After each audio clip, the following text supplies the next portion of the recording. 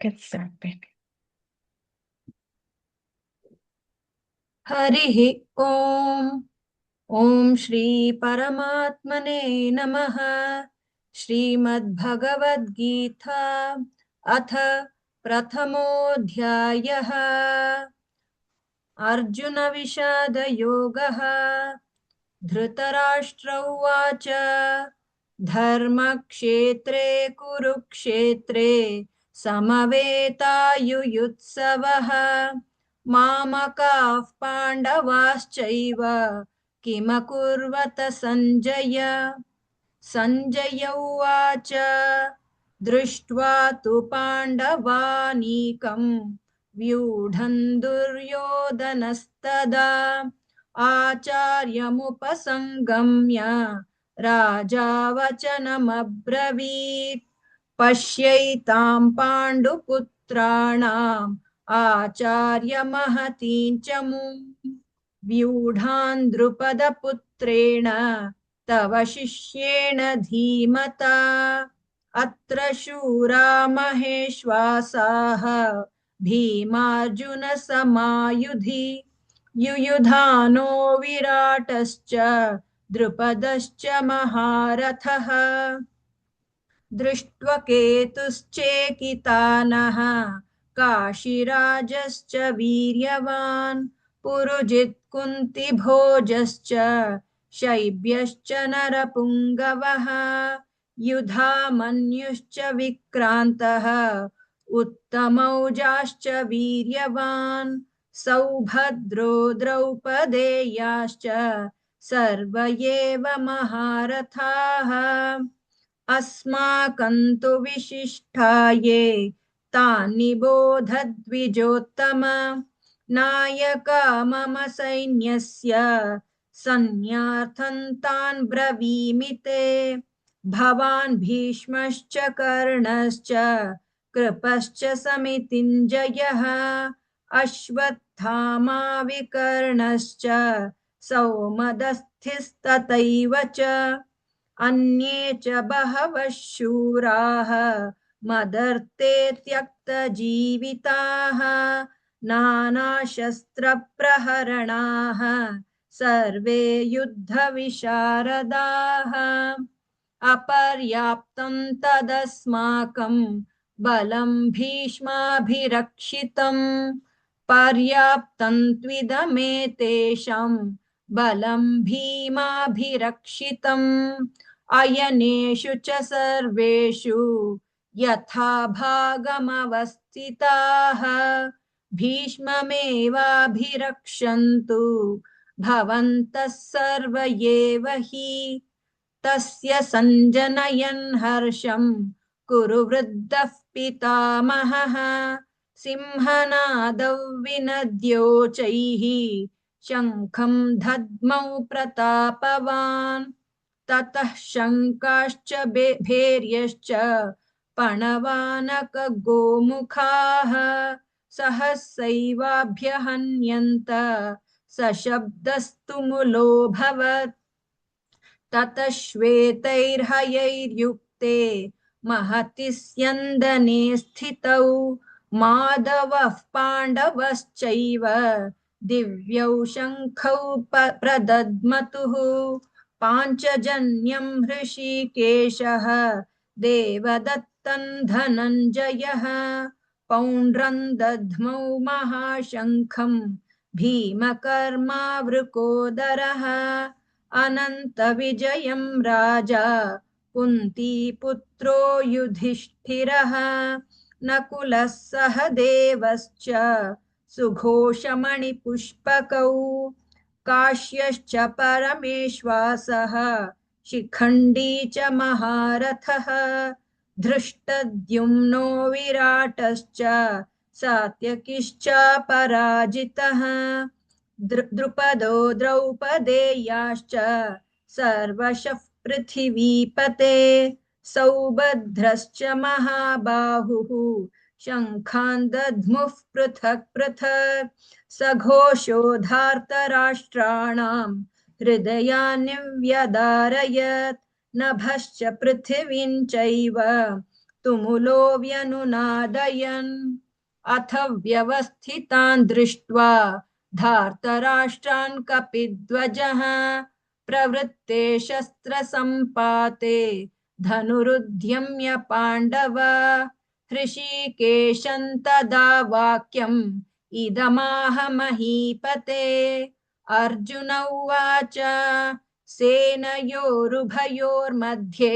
रथं स्थापयमेच्युत यावदेतान्निरीक्षेऽहं योद्धुकामानवस्थितान् कैर्मया सह कैर्मया सह योद्धव्यम् अस्मिन् रणसमुद्यमे योत्स्यमानानवेक्षेऽहम् ययेतेऽत्र समागताः धार्तराष्ट्रस्य दुर्बुद्धेः युद्धे चिकीर्षवः सञ्जय उवाच एवमुक्तो हृषीकेशः गुडाकेशेन भारत सेनयोरुभयोर्मध्ये स्थापयित्वा इत्वा रथोत्तमम् भीष्मद्रोणप्रमुखतः सर्वेषां च महीक्षिताम् उवाच पार्थ पश्यैतान् समवेतान् कुरूनिति तत्रापश्यत् स्थितान् पार्थः पितॄनथ पितामहान् आचार्यान् मातुलान् भ्रातॄन् पुत्रान् पौत्रान् सखींस्तथा श्वशुरान् सुहृदश्चैव सेनयोरुभयोरपि तान् समीक्ष्य स कौन्तेयः सर्वान् बन्धूनवस्थितान्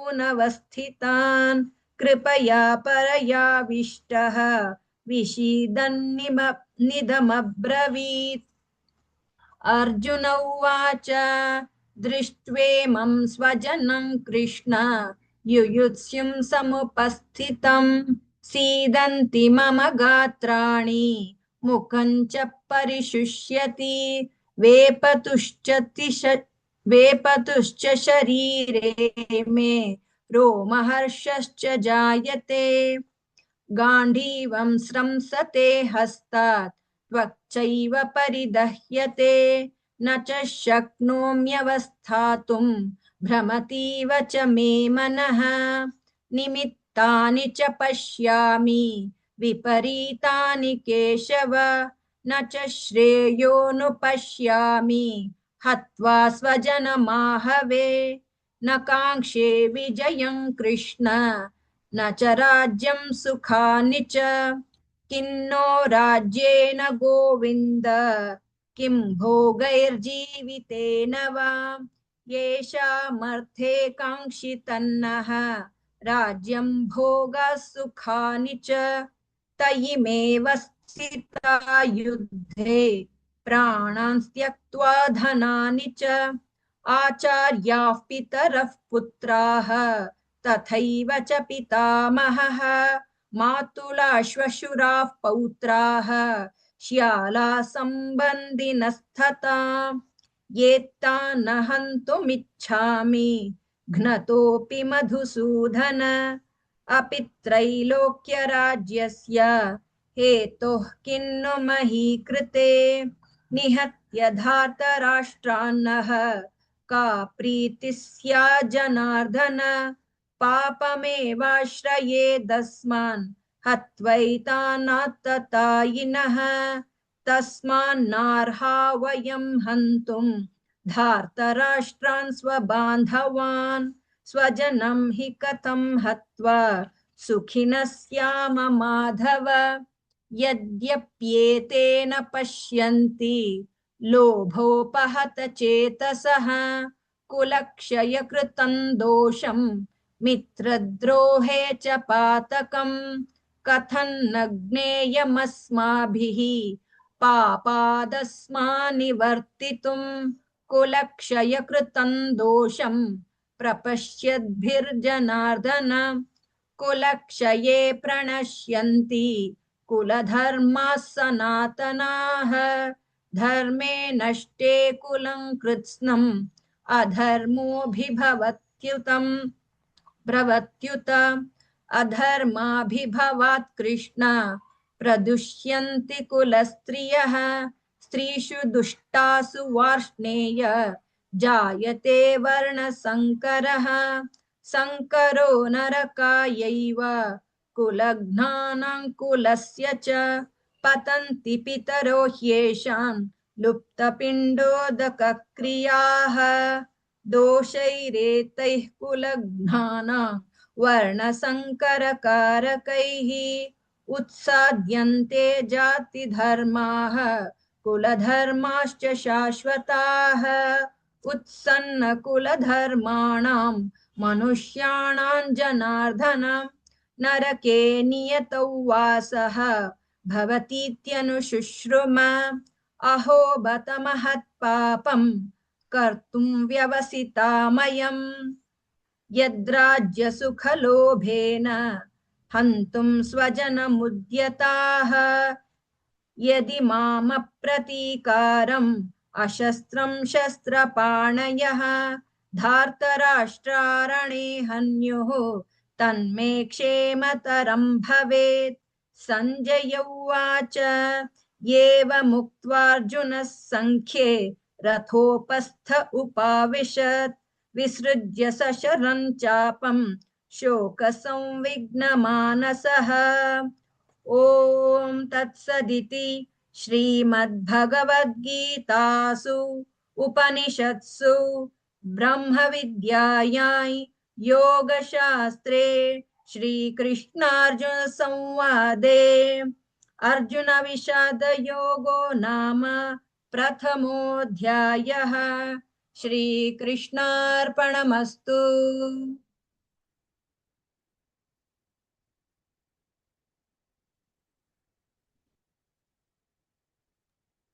Nagalakshmi Beni, Yes. you can say.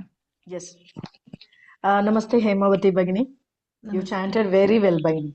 You kept the rhythm and the pace was very nice. You were not running and extremely good recitation, Bhagini. I have some clarifications to ask. Okay. Fifth shloka, first pada, can you recite? First pada. Yes. दृष्टकेतुश्चेकितानः Correct. Correct. Only that much. First you told drishtva. There is an extra va came. You can check the recording later. Okay. Next, ninth shloka. First pada, can you recite? अन्ये च बहवः शूराः मदर्थे त्यक्तजीविताः. Correct, Bhagini. Earlier, the madarthe, that Mahaprana you missed. Okay. Yeah. So, 12th shloka. Second pada. कुरु वृद्धः पितामहः. Third also. सिंहनादौ विनद्योचैः शङ्खन्द. That cha you have to pressure little bit more. It is icha. Okay. Simhanadau vinadyochaihi. Yes. Okay. One more time, can you recite? सिंहनादौ विनद्योचैः. Vinadyochaihi. That chai, it is not a Mahaprana, but you have to pressure it. Chai, cha. विनद्योचैः. Yes, correct. Correct. Okay. Shloka number 20, Bhagini. 20. Second pada. Okay. धार्तराष्ट्रान् कपिध्वजः. 1 minute. अथ व्यवस्थितान् दृष्ट्वा धार्तराष्ट्रान् कपिध्वजः. Next line also, Bhagini. प्रवृत्ते शस्त्रसम्पाते धनुरुद्यम्य पाण्डवः. Yes, Visargam you missed it first time. 23rd shloka. Can you recite the first entire line? Okay. योत्स्यमानानवेक्षेऽहं ययेतेऽत्र समागताः. Correct, Bhagini. Enough, Bhagini. Enough. The thing is, when you recite dir comes, little bit you have to elongate it. So, ye te, that ye is not hearing is as a hasam. So it is Okay. Dirgham, right? So you are elongating A. A is coming correctly. The similar way, you have to elongate A also. So now can you try? Okay. Okay. Yeah. Once more, shall I? Yes, yes. Okay. योत्स्यमानानवेक्षेऽहं य एतेऽत्र समागताः. Correct. Veksheham. So there also, okay. Yotsyamana-veksheham. Yayetetra samagataha.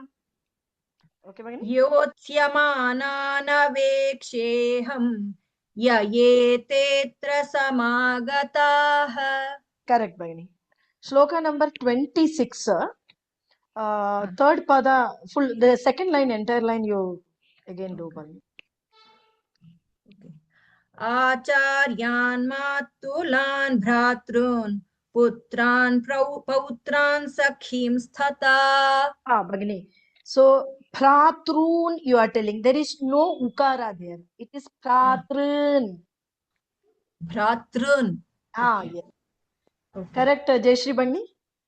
Yeah. So, you are using a ukara over there. So, there is no ukara. You have to say Phratrun. Bhratrun. Yes. Okay. Okay.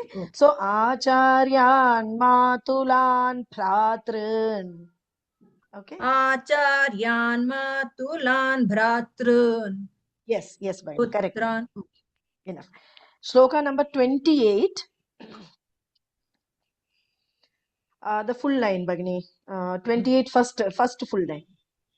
Drishtve mam sajanam Krishna Bhagini, Kripaya. yuyutsum. Kripaya Paraya. Sorry. Kripaya paraya vishtah vishidanidamabhravit. Yes, correct, Bhagini. 29. First line, Bhagini.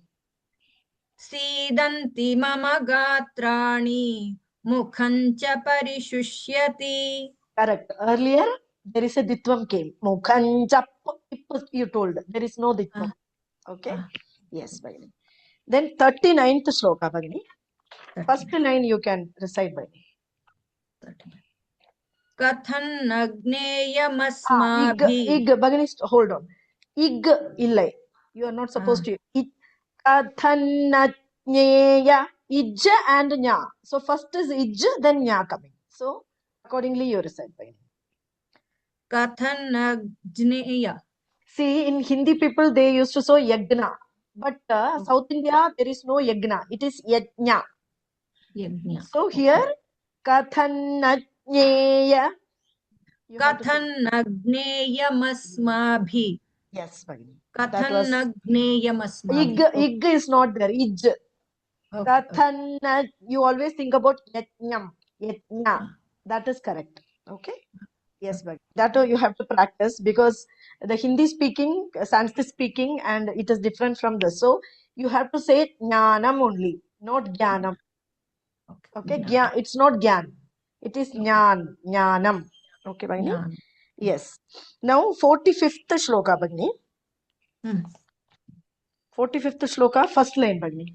Full line. Aho bata mahat papam kartuvyavasita vayam. Correct, Bhagini. There was a clarification required, so I. Excellent, Bhagini. That's it, Bhagini. Dhanyavada. Thank you. Nice, Jayashri Bhagini. nice recitation, Hema Beni. You recited very well. Little more concentration you have to make. You should take care on Mahapranas, Beni. Sorry, definitely. I will learn better. Okay. Then, 1 minute, Beni. 5th sloka. First pada, can you please repeat? Okay, she has. Okay, that is she has said. 8th sloka, Beni. 4th pada. Yes. Okay. Ashwathama vikarnascha saumadatisthataiva cha. See, that tha is alpa prana. The next tha is mahaprana. Saumadatisthathaiva cha. Yes. Okay, got it. Okay, Baini. Then 10th sloka, Baini. Yes. 1 minute. Full. No. First pada. अपर्याप्तं तदस्माकं Earlier you missed that Anuswara, Baini. Now it's Okay. correct. Okay. Now it's correct. 11th sloka, second pada. यथा भागमवस्थिताः Okay. 12th sloka, fourth pada, Baini. शङ्खं दद्मौ प्रतापवान्. Earlier you missed that Anuswara. You said Shankam, you said. Okay. Then 20th sloka, Nagleshwari Mani has pointed out. Then 21st sloka, fourth pada, Baini. Okay. यावदेतान् निरीक्षेऽहं योद्धुकामानवस्थितान्. Okay, correct. Then 28th sloka, second pada, Baini. कृपया परयाविष्टः विषीदन्तमब्रवीत्. Next line, next line. दृष्ट्वेमं स्वजनं Krishna युयुत्सुं समुपस्थितम्. Okay. Then that's all. That's all, Baini. You please take care of that Mahapranas, Baini. Okay. Okay. Dhanyavad. Thank you. Dhanyavad. Okay.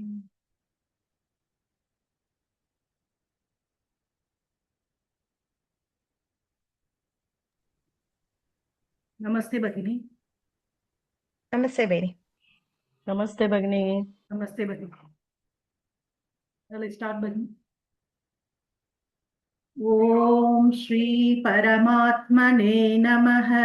Shrimad Bhagavad Gita अथ प्रथमोऽध्यायः. अर्जुन विषाद योगः. धृतराष्ट्र उवाच धर्मक्षेत्रे कुरुक्षेत्रे समवेतायुयुत्सवः. मामकाः पाण्डवाश्चैव किमकुर्वत सञ्जय. सञ्जय उवाच दृष्ट्वा तु पाण्डवानीकं व्यूढन् दुर्योधनस्तदा आचार्यमुपसङ्गम्य राजा वचनमब्रवीत्. पश्यैतां पाण्डुपुत्राणाम् आचार्यमहतीं च मूं व्यूढान् द्रुपदपुत्रेण तव शिष्येन धीमता. अत्र शूरा महेश्वासाः युयुधानो विराटश्च द्रुपदश्च महारथः.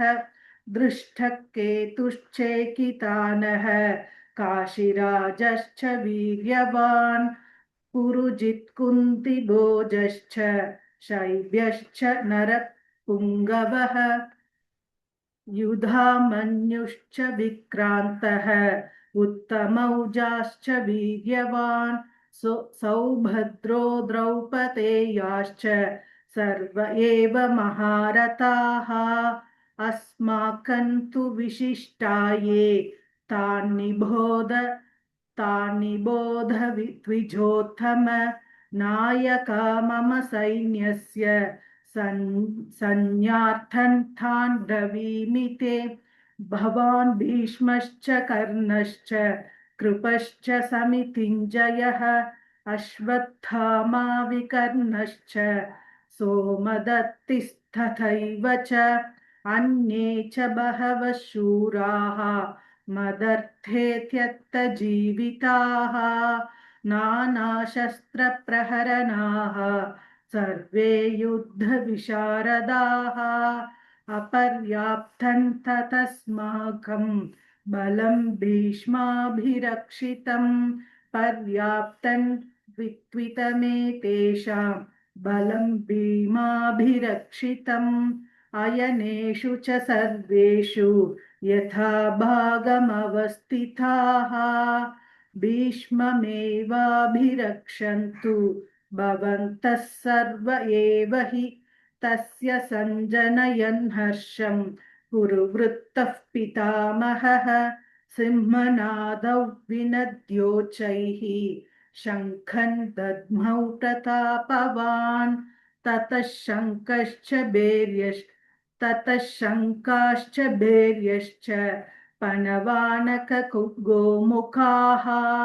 सहसैवाभ्यहन्यन्त सह स शब्दस्तुमुलोऽभवत् ततः श्वेतैर्हयैर्युक्ते महति स्यन्तने स्थितौ माधवः पाण्डवश्चैव दिव्यौ शङ्खौ प्रधत्मतुः पाञ्चजन्यं हृषीकेशः देवदत्तं धनञ्जयः पौण्ड्रं दद्मौ महाशङ्खं भीमकर्मावृकोदरः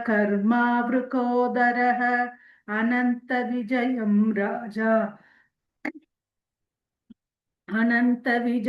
राजा कुन्तीपुत्रो युधिष्ठिरः नकुलः सह देवश्च सुघोषमणिपुष्पकौ काश्यश्च परमेश्वासः शिखण्डी च महारथः दृष्टद्युम्नो विराटश्च सात्यकीश्चापराजितः द्रुपदो द्रौपदेयाश्च सर्वशः पृथिवीपते सौभद्रश्च महाबाहुः शङ्खान् दद्मुः पृथक् पृथक् सघोषोद्धार्तराष्ट्राणां हृतयानि व्यदारयत् नभश्च पृथिवीं चैव तुमुलो व्यनुनादयन् अथ व्यवस्थितान् दृष्ट्वा धार्तराष्ट्रान् कपिध्वजः प्रवृत्ते शस्त्रसम्पाते धनुरुद्यम्य पाण्डवः ऋषिकेशं तदा वाक्यम् इदमाह महीपते अर्जुन उवाच सेनयोरुभयोर्मध्ये रथं स्थापय मेच्युत यावदेतान्निरीक्षेऽहं योद्धुकामानवस्थितान् कैर्मया सह योद्धव्यम् अस्मिन् रणसमुद्यमे योत्स्यमानानवेक्षेऽहं ययेतेऽत्र समागताः धार्तराष्ट्रस्य दुर्बुद्धेः युद्धे प्रियचिकीर्षवः सञ्जय उवाच एवमुक्तो ऋषिकेशः गुडाकेशान् भारत सेनयोरुभयोर्मध्ये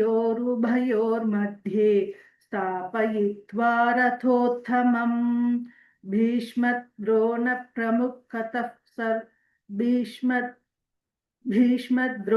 प्रमुखतः सर्वेषां च महीक्षिताम् उवाच पार्थ पश्यैतान् समवेतान् कुरुनिति तत्र पश्य स्थितान् पार्थः पितॄनथ पितामहान् आचार्यान् मातुलान् भ्रातॄन् पुत्रान् पौत्रान् सखींस्तथा श्वशुरान् सुहृदश्चैव सेनयोरुभयोरपि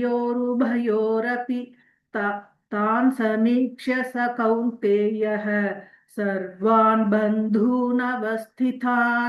कृपया परयाविष्टः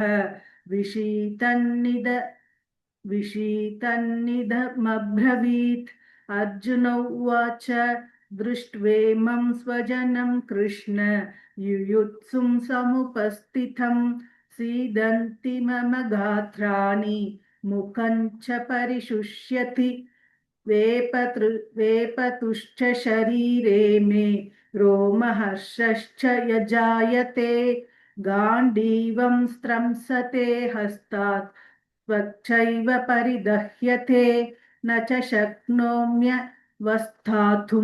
भ्रमतीव च मे मनः निमित्तानि च पश्यामि विपरीतानि केशव न च श्रेयोनुपश्यामि हत्वा स्वजनमाहवे न काङ्क्षे विजयं कृष्ण न च राज्यं सुखानि च किन्नो राज्येन गोविन्द किं भोगै जीवितेन वा येषामर्थे काङ्क्षितान्नः राज्यं भोगा सुखानि च त इमेव स्थिता युद्धे प्राणान् त्यक्त्वा धनानि च आचार्याः पितरः पुत्राः तथैव च पितामहाः मातुला श्वशुराः पौत्राः शालासम्बन्धिनस्तथा एतान्न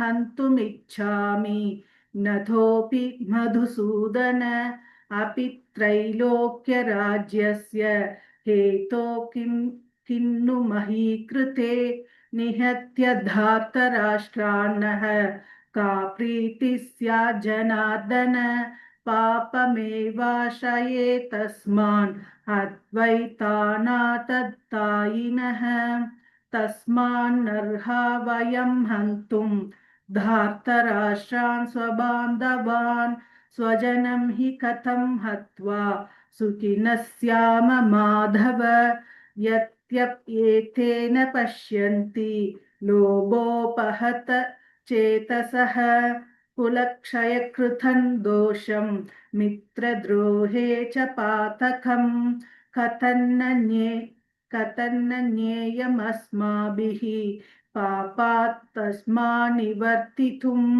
कुलक्षयकृतं दोषं प्रपश्यद्भिर्जनार्दन कुलक्षये प्रणश्यन्ति कुलधर्मा सनातनाः धर्मे नष्टे कुलं कृत्स्नम् भवत्युत अधर्माभिभवात् कृष्ण प्रतुष्यन्ति कुलस्त्रियः स्त्रीषु दुष्टाशु वार्ष्णेय जायते वर्णशङ्करः शङ्करो नरकायैव कुलघ्नानां कुलस्य च पतन्ति पितरो हेषां लुप्तपिण्डोदकक्रियाः दोषैरेतैः कुलघ्नानां वर्णसङ्करकारकैः उत्साद्यन्ते जातिधर्माः कुलधर्माश्च शाश्वताः उत्सन्नकुलधर्माणां मनुष्याणां जनार्दन नरके नियतौ वासः नरके नियतौ वासाः भवतीत्यनुशुश्रुम अहो बत महत्पापं कर्तुं व्यवसिता वयं यत्राज्यसुखलोभेन हन्तुं स्वजनमुद्यताः यदि मामप्रतीकारम् अशस्त्रं शस्त्रपाणयः धार्तराष्ट्रारणे हन्युः स्तन्मे क्षेमतरं भवेत् सञ्जय उवाच एवमुक्त्वार्जुनः सङ्ख्ये रथोपस्थ उपाविशत् विसृज्य शशरं चापं शोकसंविघ्नमानसः ॐ तत्सदिति श्रीमद्भगवद्गीतासु उपनिषत्सु ब्रह्मविद्यायै योगशास्त्रे श्रीकृष्णार्जुनसंवादे अर्जुनविषादयोगो नाम प्रथमोऽध्यायः। ॐ श्रीकृष्णार्पणमस्तु। Namaste, Bhagini. Actually, I have marked, there are so many, the thing is, Bhagini, sa, ta, and sha. So these are to be differentiated, Bhagini. So wherever there is a sa coming, you are telling sha or cha. Okay, that is the first thing. Second thing, you are missing a lot of ditwams. Okay, so for example, in the last itself, if you come to 46, yadi mama pratikaram, you told. It is yadi mama pratikaram. So that ditwams you are missing. Maybe you are going in a little bit faster mode, or I don't know. And also, Bhagini, from 11th shloka onwards, I have written every shloka, there is one mistake at least. So I would like Jayashree Bhagini to take over and please guide her, Bhagini. Okay. Bhagini, Bhagini. you are making mistakes in sa and sha. Okay. For example, in which sloka, no? You take that 40 first sloka, you please take, Bhagini. 41 Bhagini. 41. Adharmabhibhavat bhava Pada, fourth pada. Bhagini. Jayate varna shankar. I'm saying Shankara, that is not Sha, that is Saraswati Sa. Bhagini. Sankara. Varna sankara. Same this one. 42nd sloka, no? You said first pada, you please say, Bhagini. Sankaro narakaya. Sankaro, now it's correct. Earlier you recited a Shankaro. Astu Bhagini. That is, Clear Bhagini. as Nagalakshmi Bhagini said, that is one. And you are missing that Ditvam Bhagini. For Bhagini. example, in 9th sloka, Bhagini. 9th. Bhagini. 9th sloka, third pada, please. Sarve yuddha visharadaha. Third pada. Nana shastra Is there. Nana Shastra Praharanaha. Is there. And same Ditvam is missing 38th sloka, Bhagini. Fourth pada.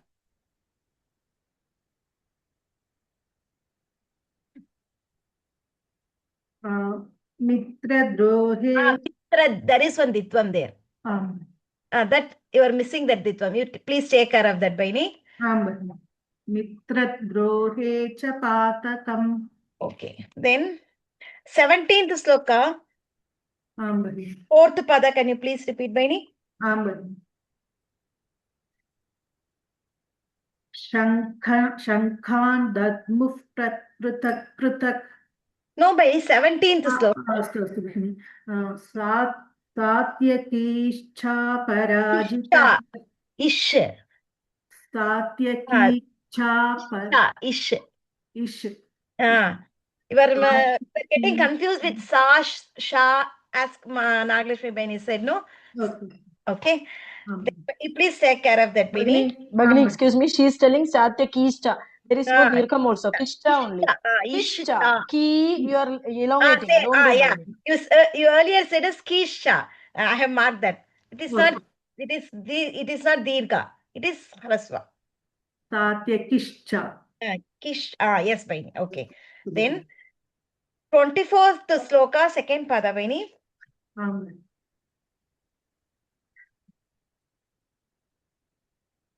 Guda keshena bharata. You said as Guda Keshana. You said. Oh, Then 30th sloka, fourth pada, Bhagini. Brahmathiva cha me manaha. Okay, now it's correct. Earlier you said as Brahmativa Chame Manaha. Oh, You should not say like that. Brahmativa Chame Manaha. Okay, then 33rd sloka, Bhagini. First pada. Yesha mathe kankshitanaha. That is Kankshitannaha. Kankshitan. Astu. Yesha kankshitanaha. Okay. Then 41st sloka, third pada.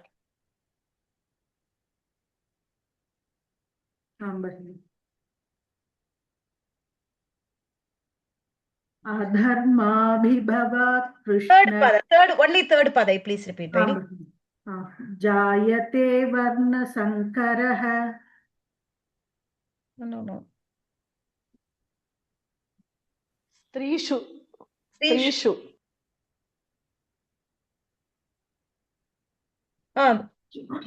Strishu dushtashu vashneya.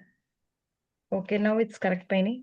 Bhagini, Dushtashu, she is saying. It is Su, Sakara. Dushtasu. Please take care of that, Bhagini, okay? Strishu I have marked that. I have said that the Su, that 42nd I have said. Then 44, Bhagini, third pada. नरके नित्यौ वासाः भवति Narake, please, Baini, once again. नरके नित्यौ वासाः Narake niyatau vasaha. अस्तु भगिनि नरके नियतौ वासः Okay. क्षम्यतां भगिनि Okay. That's all, Baini. That's all. Then last, that ending now, Baini, please, once again, you please say, Baini. ॐ तत्सदिति Yes, Baini, please. ॐ तत्सदिति श्रीमद्भगवद्गीतासु उपनिषत्सु ब्रह्मविद्यायै Brahma Vidyai. It is not yai. ब्रह्मविद्यायै योगशास्त्रे श्रीकृष्णार्जुनसंवादे अर्जुनविषादयोगो नाम प्रथमोऽध्यायः Also, if you say that Anuswara, no, that you have to say continuously. If you are saying you are Brahma Vidyaya Yoga Shastre, you have to say that continuously. When you are saying using Anuswara, you have to say it continuously. ब्रह्मविद्याया योगशास्त्रे Yes, कृष्णार्जुनसंवादे अर्जुनविषादयोगो नाम प्रथमोऽध्यायः Yes, Baini. You please take care of that Sa, Sha, and also Titvams and all, Baini. Okay, Baini? Dhanyavad. Vijaya Baini, have you voted for this session, Baini? Your name is not there. But I have voted after the third or fourth or fifth, I think. Let her, Bhagini. Okay, Baini. Okay. Thank you. Thank you. Shall I start? Yes, Baini. Om Shri Paramatmane Namaha Srimad Bhagavad Gita Atha Pratamodhyayah Arjuna Vishada Yogah Dhritarashtra Uvacha Dharmakshetre Kurukshetre Samaveta Yuyutsavah Mamakav Pandavaschaiva Kimakurvata Sanjaya Uvacha दृष्ट्वा तु पाण्डवानीकं व्यूढं दुर्योधनस्तदा आचार्यमुपसङ्गम्य राजा वचनमब्रवीत् पश्यैतां पाण्डुपुत्राणाम् आचार्यमहतीं च मूं व्यूढां द्रुपदपुत्रेण तव शिष्येन धीमताम् अत्र शूरा महेश्वासाः भीमार्जुन समायुधि युयुधानो विराटश्च द्रुपदश्च महारथः धृष्टकेतुश्चेकितानः काशीराजश्च वीर्यवान् पुरुजित् कुन्तिभोजश्च शैब्यश्च नरपुङ्गवः युधामन्युश्च विक्रान्तः उत्तमौजाश्च वीर्यवान् सौभद्रो द्रौपदेयाश्च सर्व एव महारथाः अस्माकं तु विशिष्टाये तानि बोधद्विजोतमम् नायका मम सैन्यस्य संज्ञार्थं तान् ब्रवीमि ते भवान् भीष्मश्च कर्णश्च कृपश्च समितिञ्जयः अश्वत्थामा विकर्णश्च सौमदत्तिस्तथैव च अन्ये च बहवः शूराः मदर्थे त्यक्तजीविताः नानाशस्त्रप्रहरणाः सर्वे युद्धविशारदाः अपर्याप्तं तदस्माकं बलं भीष्माभिरक्षितं पर्याप्तं त्विदमेतेषां बलं भीमाभिरक्षितम् अयनेषु च सर्वेषु यथा भागमवस्थिताः भीष्ममेवाभिरक्षन्तु भवन्तः सर्व एव हि तस्य सञ्जनयन् हर्षं कुरु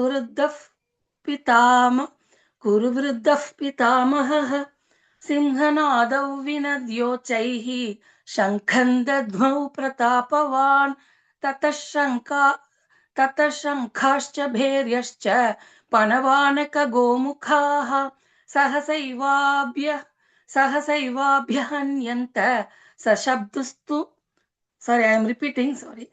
सहसैवाभ्यहन्यन्त सशब्दस्तु मुलोऽभवत् ततः श्वेतैर्हयैर्युक्ते महति स्यन्दने स्थितौ माधवः पाण्डवश्चैव दिव्यौ शङ्खौ प्रदध्मतुः पाञ्चजन्यं हृषीकेशः देवदत्तं धनञ्जयः पौण्ड्रं दध्मौ महाशङ्खं भीमकर्मावृकोदरः अनन्तविजयं राजा कुन्तीपुत्रो युधिष्ठिरः नकुलः सहदेवश्च सुघोषमणिपुष्पकौ काश्यश्च परमेश्वासः शिखण्डी च महारथः धृष्टद्युम्नो विराटश्च सात्यकिश्चापराजितः द्रुपदो द्रौपदेयाश्च सर्वशः पृथिवीपते सौभद्रश्च महाबाहुः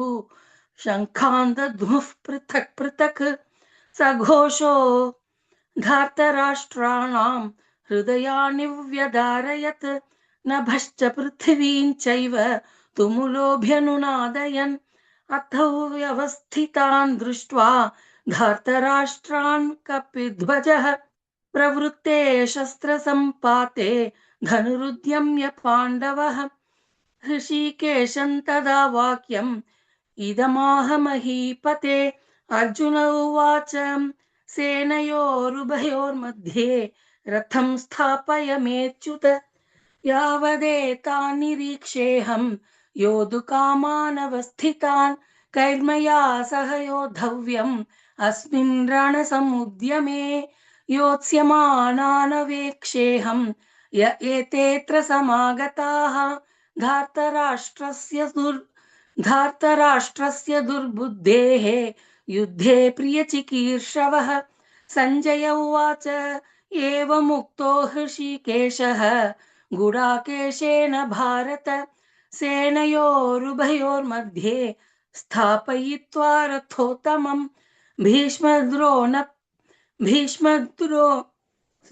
भीष्मद्रोण प्रमुखतः सर्वेषां च महीक्षिताम् उवाच पार्थ पश्यैतान् समवेतान् कुरूनिति तत्रापश्यत् स्थितान् पार्थः पितॄनथ पितामहान् आचार्यान् मातुलान् भ्रातॄन् पुत्रान् पौत्रान् सखींस्तथा श्वशुरान् सुहृदश्चैव सेनयोरुभयोरपि तान् समीक्ष्य स कौन्तेयः सर्वान् बन्धूनवस्थितान् कृपया परयाविष्टः विषीदन्निदमब्रवीत् अर्जुन उवाच दृष्ट्वेमं स्वजनं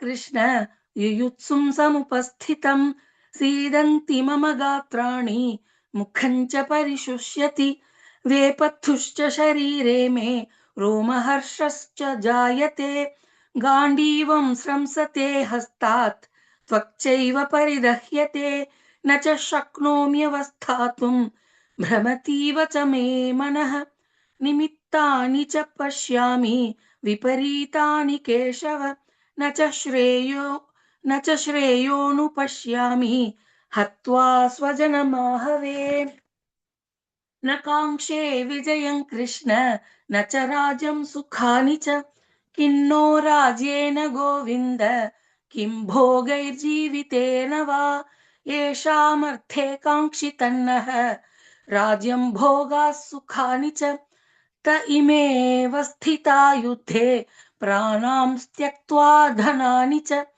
आचार्याः पितरः पुत्राः तथैव च पितामहाः मातुलाः श्वशुराः पौत्राः श्यालाः सम्बन्धिनस्तथा एतान् हन्तुमिच्छामि घ्नतोऽपि मधुसूदन अपि त्रैलोक्यराज्यस्य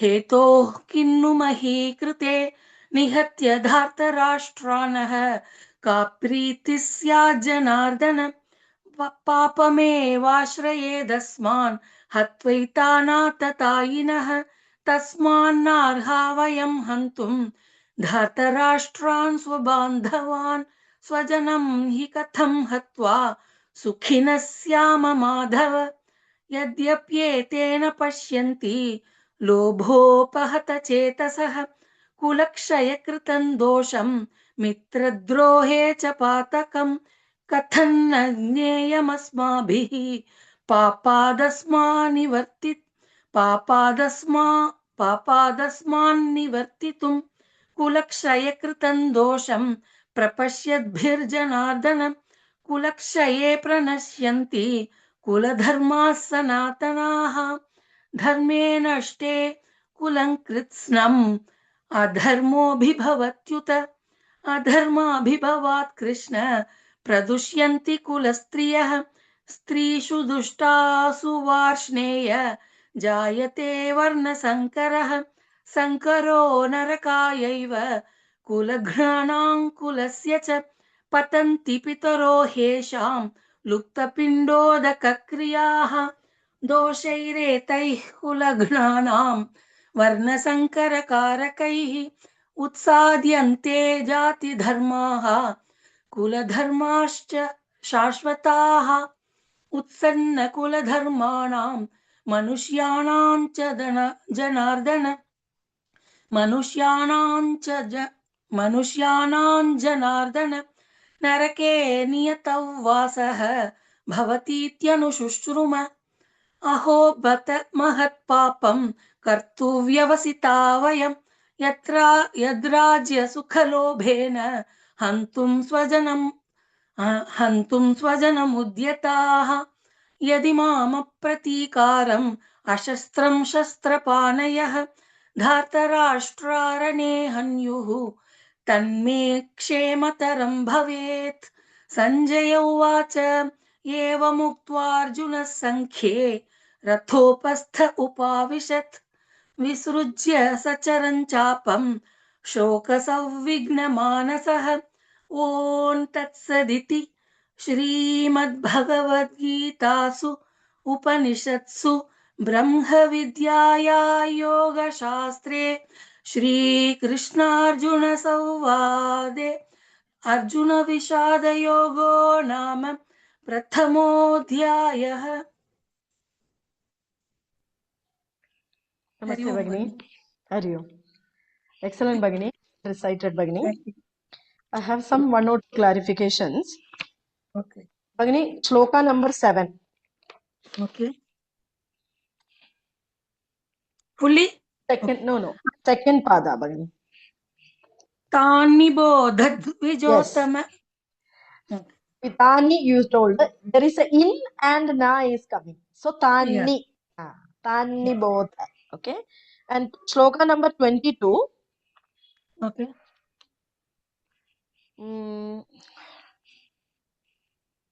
Okay, second pada again. Yodhu Yes. kaman Yes. That avasthita. Mahaprana again missed you. That Mahaprana, can you recite again? Yodhu kama. That is not three. There is a Mahaprana.